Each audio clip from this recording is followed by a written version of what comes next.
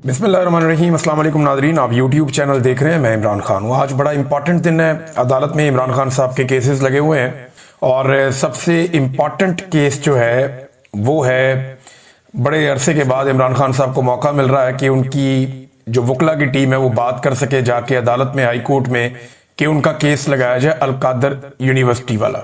देखें, ये वो वाहिद केस है जिसमें इमरान खान साहब को इस वक्त सजा हुई है। इसी केस में इस वक्त वो जेल में बंद है। अगर ये वाले केस में उनकी बेल हो जाती है या सजा मुअत्तल हो जाती है तो इमरान खान साहब बाहर आ जाएंगे फौरी तौर पे। उनके वकला ये दावा करते हैं इमरान खान साहब के केस में कोई जान नहीं है, हमें मौका मिलेगा अदालत में, हम केस उड़ा के रख देंगे। अब हुआ यह है कि 26 जून के बाद से लेकर अब तक इसके बाद समाअत ही नहीं हुई। पाकिस्तान तहरीके इंसाफ ने ये जल्द समाअत के लिए ये केस मुकर्रर किया जाए एक मुतफर्रिक दरखास्त दायर की हुई थी अदालत में। यानी केस अभी नहीं चलना, अभी ये बात चलनी है कि क्या ये केस जल्दी सुना जाए या ना सुना जाए। अब इमरान खान साहब की पार्टी ने या उनके वकला ने ये दरखास्त दी हुई है। अब 3 महीने के बाद ये दरखास्त सुनी जा रही है कि ये केस जल्दी सुनना या नहीं सुनना। इस मामले के ऊपर आज अदालत फैसला करेगी या समाअत करेगी इस मामले के ऊपर कि जल्दी समाअत करनी है या नहीं करनी। अब उसके बाद फिर समाअत होगी। तहरीके इंसाफ के वकला ये दावा करते हैं इमरान खान के कि जब भी इसकी समाअत होगी इमरान खान साहब बाहर आ जाएंगे। लेकिन मुझे नहीं लगता कि इस वक्त जो मिलिट्री एस्टेब्लिशमेंट है वो इमरान खान साहब को छोड़ना चाहेगी, ऐसे बाहर दिखाई नहीं दे रहा। उसका जो बड़ा रीजन है वो ये है कि आर्मी चीफ की एक्सटेंशन का मामला है नवंबर में, वो नहीं कोई रिस्क लेना चाहेगी इमरान खान जैसा लीडर बाहर आ जाए जिसकी अवाम में इतनी मकबूलियत और इतनी ताकत है कि वो जिस तरफ चलाएगा अवाम उस तरफ चल पड़ेगी। उसने जेल से बैठ के एस्टेब्लिशमेंट को बदतरीन शिकस्त दी और वो इलेक्शन जीत गया वन साइडेड। वो बाहर होगा तो क्या करेगा, ये उसका खौफ तो है इन्हें। तो अब वो कोशिश करेंगे कि इमरान खान को पहले तोशाखाना 2 में सजा दिलवाएं, फिर बाद में ये वाला केस जो है वो वहां पे चले और लगे इस्लामाबाद हाई कोर्ट में। बहरहाल पाकिस्तान तहरीके इंसाफ ने कहा कि तमाम लोग जो हैं पाकिस्तान तहरीके इंसाफ के वो पहुंचे अदालत में, इमरान खान साहब का केस लगा हुआ है और आकर इसके अंदर शिरकत करें। तो इमरान खान साहब ने जो स्टेटमेंट दिया अपनी बहन के जरिए से, अलीमा खानम के जरिए से, जब अदालत में केस चल रहा था तो वहां इमरान खान साहब ने कहा कि 1971 में जब सकूते ढाका का अफसोसनाक सानिया पेश आया तब भी एक डिक्टेटर याया खान मुल्क पर मार्शल लॉ लगा के करता धरता बना हुआ था। सानिया मशरकी पाकिस्तान के बाद हमूदुर रहमान कमीशन बना जिसने बताया कि याया खान ने अपने जाती मफाद और अपने नाजायज इक्तदार को 10 साल तक तूल देने के लिए ऐसे फैसले किए जिससे पाकिस्तान 2 टुकड़े हो गया। हमूदुर रहमान कमीशन रिपोर्ट आला अदलिया समेत आर्मी, नेवी और एयरफोर्स के नुमाइंदों की तहकीकात के बाद बनाई गई। इन तहकीकात के दौरान सैकड़ों लोगों के बयानात रिकॉर्ड करवाए गए और 4 साल इस साने की वजूहात पर तहकीकात की गई। हमूदुर रहमान कमीशन के मुताबिक एक शख्स की हवस और अना ने जुल्म और जबर का वो बाब रकम किया जिसके बाद मुल्क हमेशा के लिए टूट गया। सबसे गलत फैसला शेख मुजीबुर रहमान की मकबूल तरीन जमात अवामी लीग को दबाने का था। जिस पार्टी ने 162 में से 160 नशिस्तें जीती उसे दीवार से लगा दिया गया और मुजीबुर रहमान को जेल में डालकर मगरबी पाकिस्तान में अपनी नशिस्तें बढ़ाकर दिखाई गई। 24 मार्च 1971 को मुजीबुर रहमान के साथ मुज़ाकरात शुरू किए गए मगर उसी रात बंगालियों के खिलाफ ऑपरेशन लॉन्च कर दिया गया जिसमें सरकारी आदादोशुमार के मुताबिक 50,000 अफराद का खून बहा, जबकि असल तादाद इससे कहीं ज्यादा है। आज पाकिस्तान में वही हालात बना दिए गए हैं जो 1971 में थे। आसिम मुनीर ने 9 मई का फॉल्स फ्लैग ऑपरेशन मुल्क की मकबूल तरीन पार्टी तहरीके इंसाफ को कुचलने के लिए करवाया। सीधा सीधा इमरान खान साहब ने कह दिया कि 9 मई आसिम मुनीर ने करवाया था। ये अब बड़ा स्ट्रेट अवे आ गए इमरान खान साहब आसिम मुनीर साहब के ऊपर, हेड ऑन ले लिया उन्होंने। इससे पहले वो ये कहते थे इमरान खान साहब के, बताएं ये फॉल्स फ्लैग ऑपरेशन था। इमरान खान साहब ये कहते थे कि इसके पीछे कौन है, सीसीटीवी जिसने चुराई है वही इसके पीछे है। तो ये इमरान खान साहब पहले कहते थे, लेकिन अब उन्होंने साफ कहा कि आसिम मुनीर ने 9 मई का फॉल्स फ्लैग ऑपरेशन मुल्क की मकबूल तरीन पार्टी तहरीके इंसाफ को कुचलने के लिए करवाया। 2 रातों में तहरीके इंसाफ से मुंसलिक 10,000 से ज्यादा लोगों को गिरफ्तार किया गया। ये कैसे मुमकिन था कि 10,000 लोगों को 2 रातों में बगैर तहकीक गिरफ्तार कर लिया जाए। इसके बाद पार्टी को कुचलने का सिलसिला शुरू हुआ। मुल्क की सबसे बड़ी जमात की तमाम सियासी सरगर्मियों पर पाबंदी लगा दी गई। कोई तहरीके इंसाफ का परचम उठाता तो उसे उठा लिया जाता। हमारे उम्मीदवारों और उनकी फैमिलीज को अगवा किया गया, हमसे हमारा इंतखाबी निशान तक छीन लिया गया। मगर अवाम ने 8 फरवरी को बाहर निकलकर इस सारे बयानिए को जमीन बोस कर दिया। 8 फरवरी इनकलाब का दिन था जब लोगों ने जुल्म के निजाम के खिलाफ वोट दिए और तहरीके इंसाफ को 2/3 अक्सरियत दिलवाई। कमिश्नर पिंडी ने जब जमीर की आवाज पर लब्बैक कहा, इंतखाबी धांधली का पर्दा चाक किया और 50-50 हजार वोटों की धांधली का एतराफ किया, तो धांधली के जुर्म में मुलविस कुव्वतों ने उनके ज़हनी तवाज़ुन बिगड़ने का भोंडा बयानिया बनाकर उन्हें गायब कर दिया। इनका आज तक किसी को मालूम नहीं, लेकिन हम उन्हें भूलने नहीं देंगे। 9 मई के असल मुजरिम वही हैं जिन्होंने सीसीटीवी फुटेज चुराई है। अब इसी 9 मई को बहाना बनाकर जो नशिस्तें हमारे पास बची हुई थी वो नाजायज 10-10 साल की सजाएं देकर हमसे छीनी जा रही हैं। बेशर्मी की इंतहा यह है कि एजाज चौधरी की सीट छीन कर इलेक्शन हारने वाले राणा सनाउल्लाह को दे दी गई। ये सब सजाएं बिल्कुल नाजायज है। 2-2, 4-4 करके बेशर्मी से हमारी नशिस्तों पर कब्जा किया जा रहा है। इसीलिए हमने ज़िमनी इंतखाबात का बाइकआउट किया है, क्योंकि वो फिर ये नशिस्तें चोरी कर लेंगे और इस इलेक्शन में हिस्सा लेना इन जाली सजाओं को मानने के मुतरादिफ होगा। मैं कौमी असम्बली की कमेटियों से इस्तीफा पेश करने वाले तमाम मुराद से दस्तबरदार होने वाले सबको खराज तहसीन पेश करता हूं और हदायत देता हूं कि अब सेनेट में भी ऐसा ही किया जाए। मैं कुछ दिन तक अपने आइंदा लायामल का ऐलान करूंगा। फिर इमरान खान साहब ने ऑपरेशन के बारे में बड़ी खुलकर बात की है। उन्होंने कहा ऑपरेशन बंद होना चाहिए और एएनपी को गैर मकबूल किया गया था इसी तरह एक ऑपरेशन करके सिर्फ बैरूनी कुव्वतों की खुशनुदी के लिए अपने ही लोगों के खिलाफ फौजी ऑपरेशन से हालात बेहतर होने की बजाय मजीद बिगड़ते हैं। एक तरफ हमारे सिक्योरिटी फोर्सेज वाले और दूसरी तरफ भी हमारे अपने शहरी मारे जाते हैं। अपनों को मारने से हमेशा दहशतगर्दी में इजाफा होता है। हमारी जानिब से अफगानिस्तान और पाकिस्तान में जारी ड्रोन हमले फौरी बंद होने चाहिए। फिर उन्होंने कहा तमाम सूबाई और कौमी असम्बली के मेंबरान को मैं हदायत करता हूं कि सूबे में अमन के लिए अपने और अपने ही लोगों के खिलाफ ऑपरेशन और ड्रोन हमलों को रोकने के लिए मिलकर बैठे और मुजामत करें। ये इमरान खान साहब ने कहा। फिर अफगानिस्तान के बारे में इमरान खान साहब ने बताया कि उन्हें बड़ी तकलीफ है जिस तरह उनको निकाला गया वहां से, और फिर उन्होंने कहा कि आसिम मुनीर एंटी तालिबान लॉबी को खुश करने के लिए ये सब कर रहा है और जहां जंग नहीं है वहां जानबूझकर जंग नाफिज कर रहा है। ये इकदाम फौरी तौर पर रुकने चाहिए वरना हालात मजीद बिगड़ेंगे, ये साबिक वज़ीर आज़म कह रहे हैं। उसके बाद इमरान खान साहब ने अपने जो ट्वीट का तीसरा हिस्सा, 3 हिस्सों में उन्होंने ये ट्वीट किया है। उन्होंने कहा जी मेरी बहनों और अहलिया का सियासत से कोई लेना देना नहीं है। अलीमा खान बाहर आकर सिर्फ मेरा पैगाम पहुंचाती है। उनके खिलाफ मुहिम अफसोसनाक है और मुल्क पर मुसल्लत रजीम की बुज़दिली और खौफ का वाज़ेह सबूत है। बुशरा बेगम की भी सियासत का कोई अमल दखल नहीं है। बुशरा बीबी ने आज तक मुझे किसी वजीर, टिकट होल्डर या सेनेटर को नामजद करने का नहीं कहा। वो कोई सियासी पैगाम नहीं भेजती। वो कैद तन्हाई में है। इनका बाहर किसी सियासी शख्सियत के साथ कोई राब्ता नहीं है। इनको कैदोबंद की सऊकतें सिर्फ मेरी अहलिया होने की वजह से बर्दाश्त करनी पड़ रही है। जालिम रजीम को लगता था बुशरा बेगम को मेरी कमजोरी बनाकर इस्तेमाल करेंगे, लेकिन वो मेरी ताकत बन गई।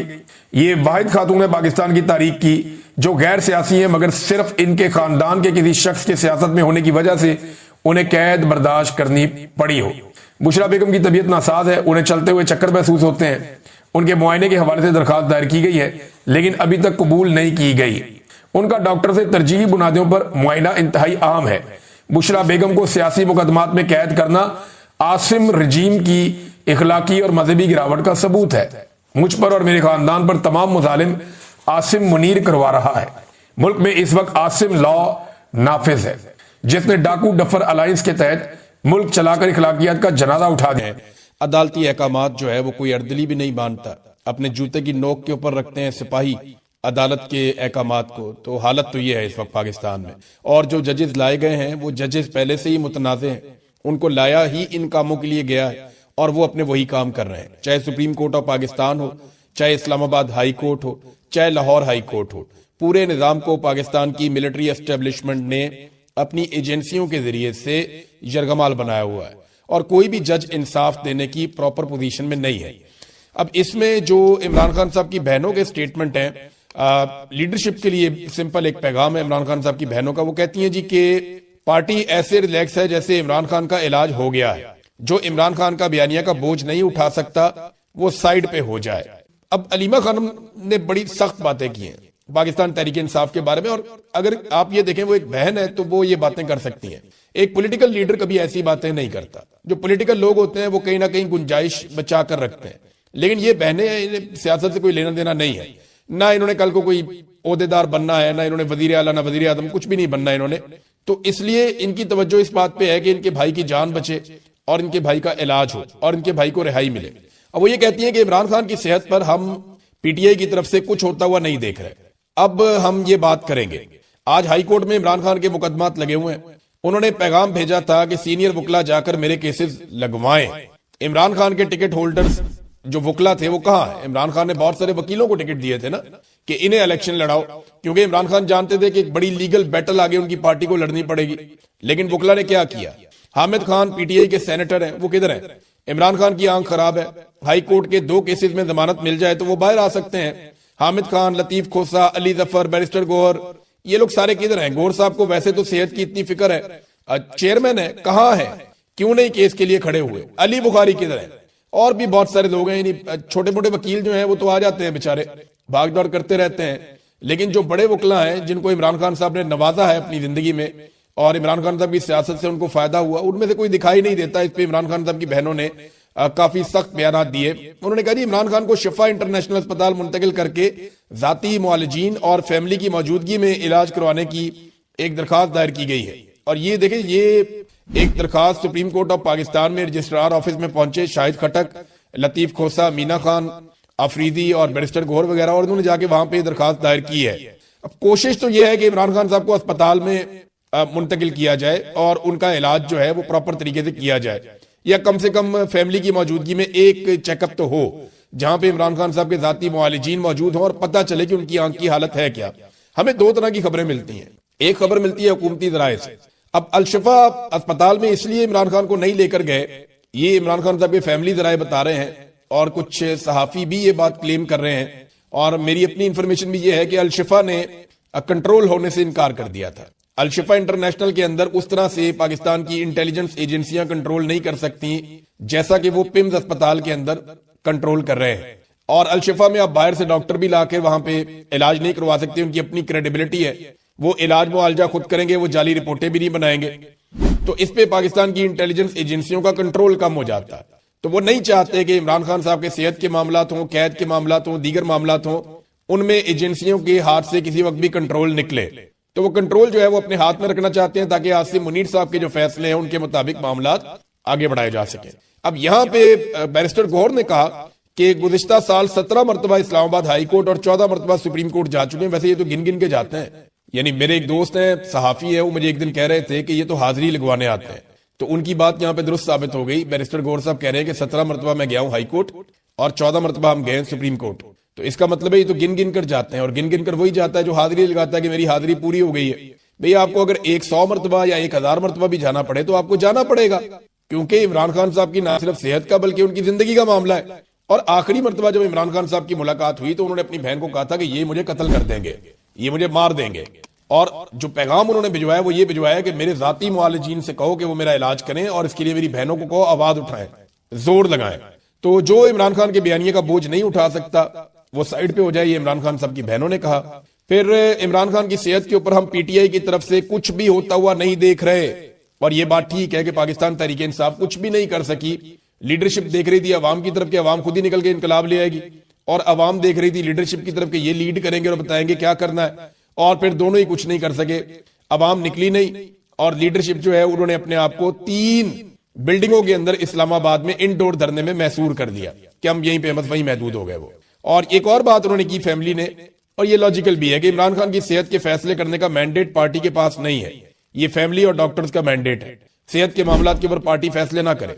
हम शिफा इंटरनेशनल इसलिए कह रहे हैं क्योंकि हमें पता चल गया था कि एजेंसी के बंदे डॉक्टर्स के पास पहुंच गए हैं और उन पर दबाव डाल रहे हैं। लेकिन वही बात है जो अलीमा खानम ने कही, जो थोड़ी देर पहले मैंने आपको बताई, कि वो बाकायदा एजेंसियां अपने कंट्रोल में चाहती हैं हर चीज को।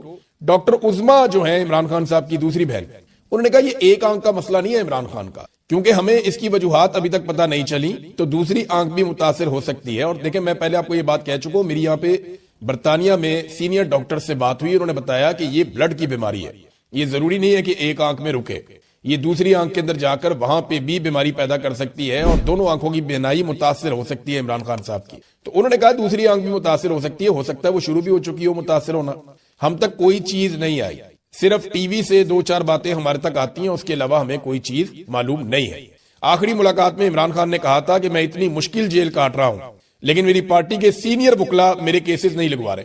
ये वकील जाके बैठ जाए ना हाई कोर्ट में और सुप्रीम कोर्ट में और ये कहें जनाब लगाएं केसेस, रोजाना चीफ जस्टिस की अदालत में जाकर बैठ जाएं और जाकर वहां बोलें, क्या करेगा चीफ जस्टिस? उठा के जेल में डाल देगा, तो क्या फर्क पड़ता है? इतनी दुनिया जेल में आप भी चले जाए और जब वकीलों को जेलों में डाला जाता है तो दूसरे वकील रिएक्शन देते हैं, अपने आप को इतना हल्का ना समझें।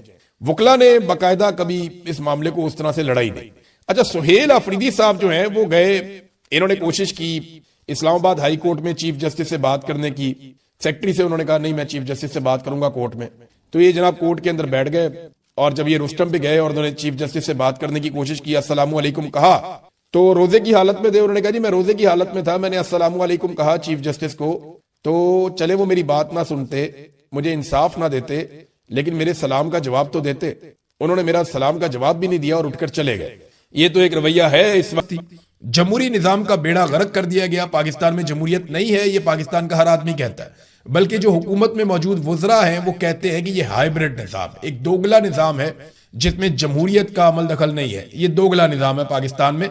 जर्नैल मुल्क को चला रहे हैं और हम सिर्फ स्टीयरिंग व्हील पे बैठे हुए आपको दिखाई दे रहे हैं, अपने मुंह से कहते हैं वो।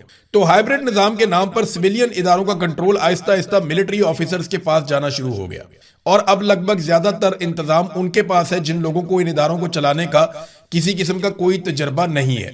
सरमायाकार पाकिस्तान से भाग गए और ब्रेन ड्रेन लगातार हो रहा है। लोग अपना सरमाया पाकिस्तान से निकाल रहे हैं, हुंडी करके, किसी भी तरीके से मनी लॉन्ड्रिंग करके लोग पाकिस्तान से बाहर पैसा लेकर जा रहे हैं। यूरोप में बहुत पैसा गया है, बर्तानिया में बहुत पैसा गया है, लोग मिडिल ईस्ट के अंदर बहुत पैसा निकाल कर ले गए हैं। मोहसिन नकवी ने खुद कहा कि $100 अरब पाकिस्तान से बाहर सिर्फ इन 3-4 सालों में चला गया। ये मोहसिन नकवी ने अपने मुंह से बताया, असल फिगर इससे भी ज्यादा है। तो सरमायाकार भी पाकिस्तान से भाग गए, ब्रेन ड्रेन हो रहा है। जो पढ़े लिखे लोग हैं, डॉक्टर्स बहुत बड़ी तादाद में चले गए, इंजीनियर्स बहुत बड़ी तादाद में चले गए, कारोबारी लोग, IT एक्सपर्ट्स जो हुनरमंद हैं वो पाकिस्तान छोड़ छोड़कर बाहर जा रहे हैं। लगभग पाकिस्तान ने 40,000 अरब का कर्जा लिया इन 4 सालों में। 40,000 अरब का, इतना कर्जा पाकिस्तान जब से बना तब से लेकर अब तक लिया था। तो कर्जा लेने का भी पाकिस्तान ने सारा रिकॉर्ड तोड़ दिया। पाकिस्तान की मिलिट्री एस्टेब्लिशमेंट ने गुज़िश्ता 4 सालों में सब कुछ करके देख लिया। हुकूमत गिरा दी, अपनी हुकूमत बना ली, पूरा इलेक्शन चोरी कर लिया, ना इंसाफियों के रिकॉर्ड कायम कर दिए, अदलिया और मीडिया और पार्लियामान को यरगमाल बना लिया, मगर मुल्क एक कदम भी आगे नहीं चल पाया। इमरान खान पाकिस्तानियों की जिद बन गया है। ये बात पाकिस्तान की मिलिट्री एस्टेब्लिशमेंट को समझ जानी चाहिए। पाकिस्तानियों की ये जिद है, यानी एस्टेब्लिशमेंट की जिद है कि इमरान खान को आने नहीं देना, और अवाम की जिद है कि हम इमरान खान को लाकर दिखाएंगे। अब एस्टेब्लिशमेंट ने अपने ही मुल्क के लोगों से लड़ाई शुरू कर दी है। पाकिस्तान की मिलिट्री एस्टेब्लिशमेंट यानी पाकिस्तान के चंद जर्नैलों ने जो टॉप पर बैठे फैसले कर रहे हैं अपने मफाद के लिए, उन्होंने चंद सियासतदानों या खानदानों के साथ मिलकर ये जिद बना ली है कि हमने इमरान खान को नहीं आने देना, जबकि अवाम ने जिद बना ली है कि हम इमरान खान को लेकर आएंगे। अब जब तक ये मैच पड़ा रहेगा ना, तब तक पाकिस्तान आगे नहीं बढ़ता। ये है सादी सादी बात। अब आ जाए इमरान खान बाहर कैसे आएंगे। देखिए, एक बात तो बड़ी क्लियर है कि इमरान खान की फैमिली भी अब ये बात मानना शुरू हो गई है कि इमरान खान साहब की पार्टी इमरान खान साहब को बाहर निकालने के लिए किसी किस्म की कोई एक्टिविटी नहीं करने वाली।